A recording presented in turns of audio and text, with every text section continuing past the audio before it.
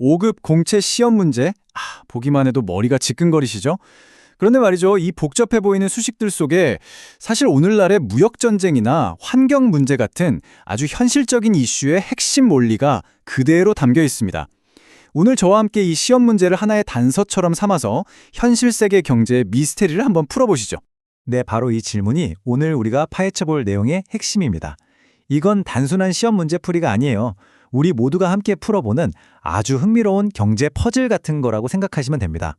자, 오늘 우리가 수사할 로드맵입니다. 각 문제를 하나의 사건 파일처럼 열어서 그 안에 어떤 경제적 진실이 숨어 있는지 추적해 볼 건데요. 관세부터 오염, 통화 문제까지, 그리고 마지막에는 이 모든 걸 아우르는 통찰까지 함께 짚어보겠습니다. 자, 그럼 바로 첫 번째 사건 파일부터 열어보겠습니다. 관세 미스터리. 도대체 왜 특히 경제대국들은 이 관세라는 카드를 자꾸만 만지작거리는 걸까요? 그 속내를 한번 제대로 들여다보죠.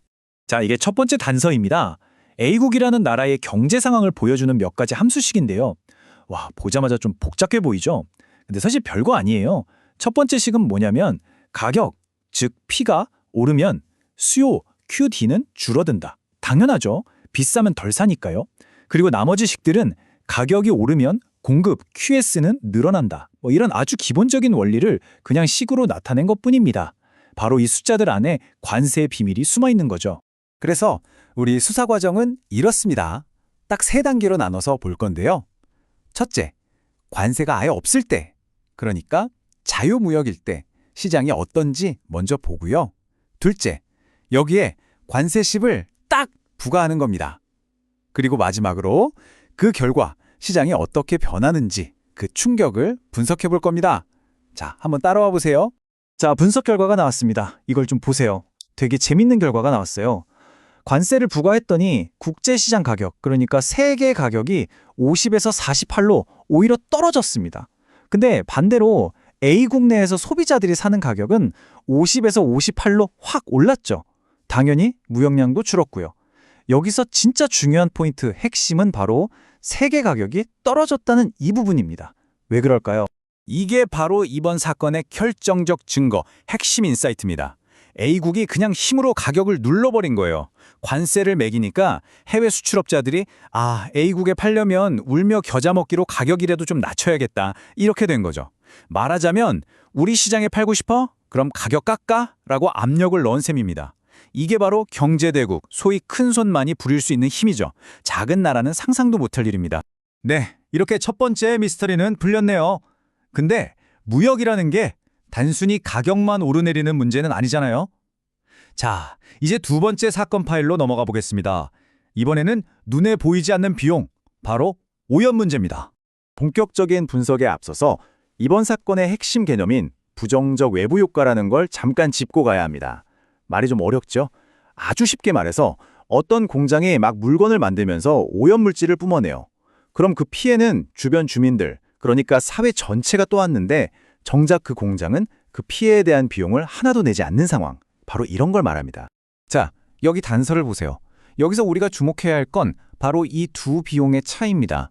PMC, 이건 기업이 물건 하나 더 만들 때 드는 사적인 비용이고요.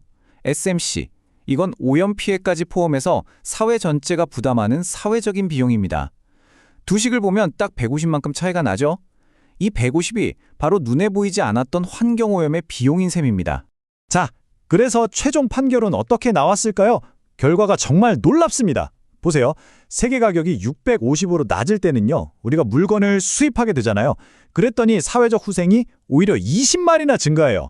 근데 반대로 세계 가격이 800으로 높아서 우리가 수출을 하게 되면 오히려 후생이 22만 5천이나 감소합니다. 똑같은 자유무역인데 결과가 완전히 정반대죠? 거의 천국과 지옥 차이입니다. 바로 이게 이 오염 딜레마의 핵심입니다. 그러니까 자유무역이 무조건 환경에 좋다, 나쁘다 이렇게 말할 수가 없다는 거예요. 핵심은 이겁니다. 무역 때문에 우리나라에서 오염을 일으키는 공장이 더 많이 돌아가느냐 아니면 덜 돌아가느냐, 거기에 모든 게 달려있는 거죠. 수입을 하면 국내 생산이 주니까 오염도 줄어서 이득인 거고, 수출을 하면 생산을 늘려야 하니까 오염이 심해져서 손해를 보는 겁니다. 자, 이제 마지막 사건 파일입니다. 지금까지는 개별 상품 시장을 봤다면 이번에는 숲 전체를 보는 거예요. 경제 전체를 한번 들여다보겠습니다. 돈의 흐름, 무역, 정부 정책 이런 것들이 어떻게 거미줄처럼 얽혀 있는지 파헤쳐보죠. 자, 마지막 사건의 단서들입니다. 한 나라의 경제를 찍은 스냅샷 같은 건데요. 소득, 정부 지출, 투자 같은 거시경제의 변수들이 나와 있네요.